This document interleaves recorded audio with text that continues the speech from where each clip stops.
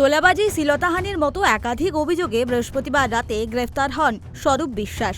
শুক্রবার রাজ্যের প্রাক্তন ক্রীড়ামন্ত্রী অরূপ বিশ্বাসের ভাইকে আলিপুর আদালতে পেশ করা হয়।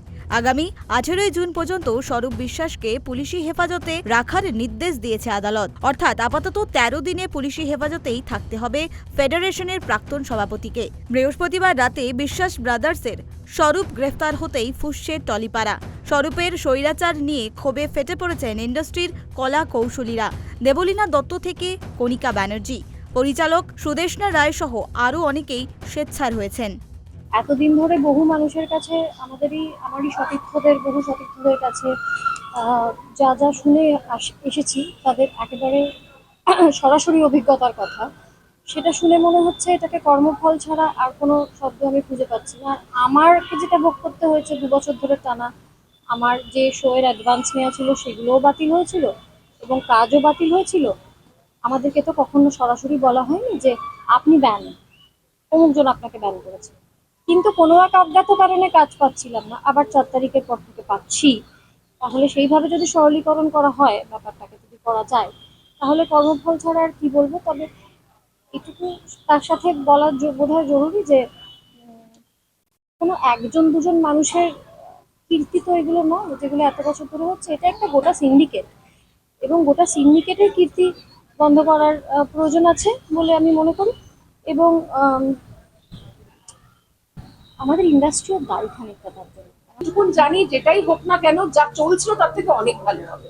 এবং কোনো জিনিসই কেউ দেখো, রাজার রাজার নিয়ম তো চলে না। হীরক রাজার দেশের গল্প যদি পড়ি, সেইটাও পতন হয়েছিল, কিন্তু রাজার গল্প তো গণতন্ত্র চলতে পারে না। এবং সেইটা যে ভাঙন ধরে ভেঙে গেছে, তাই নিয়ে আমি সত্যিই খুব খুশি। এমন অনেক হেয়ার ড্রেসার আছে যারা খুবই গুণী, আবার এমন অনেক হেয়ার ড্রেসার আছে যারা কাজই জানে না। সুতরাং কোথাও একটা ভারসাম্যের দরকার ছিল। অনেক মেকআপ আর্টিস্ট আছে যারা কার্ড পাচ্ছে না দিনের দিন, এরকম। কিন্তু তুমি স্তরে স্তরে দেখো টেকনিশিয়ানদের জায়গাটা, তাদের কিন্তু প্রচুর স্ট্রাগল লুকিয়ে রয়েছে। এবং আর্টিস্টরা, তারা ব্যান্ড ছিল অনেকেই।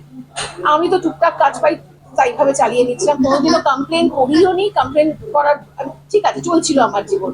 কিন্তু আশা করি একটা পরিকাঠামো তৈরি হবে এবং কেউ ভয় না দিয়েছিল যে আমার একটা ভালো সুন্দর পরিবেশ চাই যেখানে আমরা কাজ করতে পারবো। সেই পরিবেশ ফিরে এলেই আমি খুশি। আমার কোনো প্রতিশোধ স্পৃহা নেই। কে ধরা পড়লো, কাকে কোর্টে নিয়ে যাওয়া হলো, নিশ্চয়ই আমিও কোর্টে গিয়েছি এবং আমাদের কেস খারিজ হয়েছিল, তারপরেও আমাকে কাজ করতে দেওয়া হয়নি। এমনকি আমার কাছের মানুষ যারা আমার সঙ্গে অ্যাসোসিয়েটেড, তাদের কাজও বন্ধ করার প্রচেষ্টা চলেছে। আমার অত্যন্ত প্রিয় যারা 25 বছরের উপরে আমার সঙ্গে কাজ করেছে, তাদের কাজ আমার সঙ্গে বন্ধ করা হয়েছিল এই বলে যে তোমরা যদি করো, উনি কলাকুশলী বিরোধী, উনি ফেডারেশন বিরোধী, ওর সঙ্গে কাজ করলে তোমাদের আর কাজ থাকবে না। তাই তারা যে আবার যদি ফিরে আসে, আমি যদি তাদের সঙ্গে কাজ করতে পারি, সেটাই হচ্ছে আমার একমাত্র আশা। যে যা করেছে তার কর্মফল সে পেয়েছে। ডিম ছুঁড়ে, ডিমের দাম বেড়ে যাবে সবার। আমি সবাইকে বলছি, ডিমটা প্লিজ ডিমটা ছুঁড়বেন না, ডিমটা খান বরঞ্চ।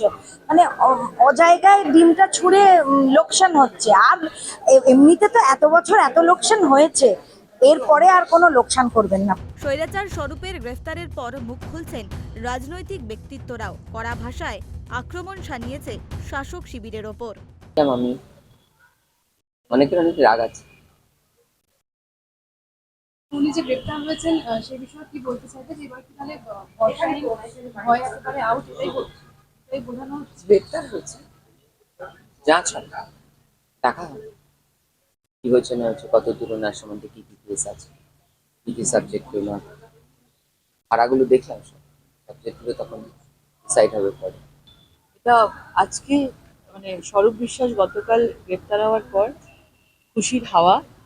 সবাই যেভাবে ইন্ডাস্ট্রিটাকে রাজনীতিকরণ করা হয়েছিল, যেভাবে মানুষের কাজ বন্ধ করে দেওয়া হয়েছিল, সিনেমা বন্ধ করে দেওয়া হতো, নিজেদের আইন কানুন চলতো এবং মানুষকে মৃত্যুর মুখে ঠেলে দেওয়া থেকে অনেক কিছু চলতো। ইন্ডাস্ট্রি ধ্বংসের মুখে ছিল এবং যারা এগুলোর মধ্যে মূল হোতা ছিল তারা একের পর এক গ্রেপ্তার হচ্ছে।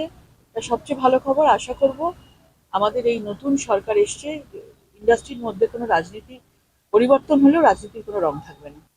একটা সময় ছিল যখন হিন্দি সিনেমার পরে বাংলা সিনেমাই ছিল, বাংলা ফিল্ম ইন্ডাস্ট্রি ছিল সব থেকে অন্যতম। সেইখান থেকে আমরা এখন এমন পর্যায়ে এসে গেছি, তেলেগু এমনকি তামিল, তেলেগু, হিন্দি সব কিছুই যেখানে এগিয়ে যাচ্ছে, আর সেই তুলনায় বাংলা সিনেমা একদম কোথাও পিছিয়ে পড়েছে। সেটা এক চিন্তার বিষয়। তার কি কি কারণ আমরা মনে হয় সবাই জানে।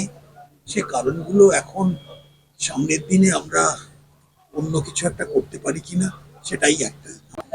দেখুন, আইনের দরজা সবার জন্যই রয়েছে। এর আগে সেই পরিবেশ ছিল না। এর আগে পশ্চিমবঙ্গের শাসক দল নিজেই আদালত অবরুদ্ধ করে দেওয়ার কথা বলতো, বিচার না হওয়ার কথা বলতো। সম্মানীয় বিচারপতিদের তারা ঘেরাও করে রেখে দিতেন, তাদের নামে পোস্টার মারতেন। 2021-এ যখন ভারতীয় জনতা পার্টির কর্মীদের উপরে গণহত্যা লীলা নামে ফোর্সফুল ভায়োলেন্স, যা থেকে সারা ভারতবর্ষ নয় পৃথিবীর রাজনৈতিক মানচিত্র শিহরিত হয়ে উঠেছিল, সেই সময় কেন্দ্রীয় মানবাধিকার কমিশন এসে বলেছিলেন, তারাও আক্রান্ত হয়েছে। তারা বলেছিলেন যেখানে আইনের শাসন নেই, শাসকের নিজস্ব আইন চলে। আজ সেই পরিবেশের পরিবর্তন হয়েছে, ধন্যবাদ পশ্চিমবঙ্গের জনগণ। টলিপাড়ার দীর্ঘদিনের ক্ষোভ বিশ্বাস ব্রাদার্সের ওপর। অভিযোগ ছিল দাদা অরূপ বিশ্বাসের ক্ষমতাকে কাজে লাগিয়ে টলিউডের একছত্র আধিপত্য বিস্তার করে বসেছিল স্বরূপ। অভিনেতা অভিনেত্রী থেকে কলা কৌশলী সকলে তার অত্যাচারের শিকার। বৃহস্পতিবার রাতে অবশেষে এক মেকআপ আর্টিস্টের অভিযোগের ভিত্তিতে গ্রেফতার করা হয় স্বরূপকে। এখন দেখার 13 দিনের পুলিশি হেফাজতে জিজ্ঞাসাবাদে ঠিক কোন কোন তথ্য সামনে উঠে আসে। কলকাতা থেকে অনুষ্কা জোয়ারদারের রিপোর্ট, কেটিভি বাংলা।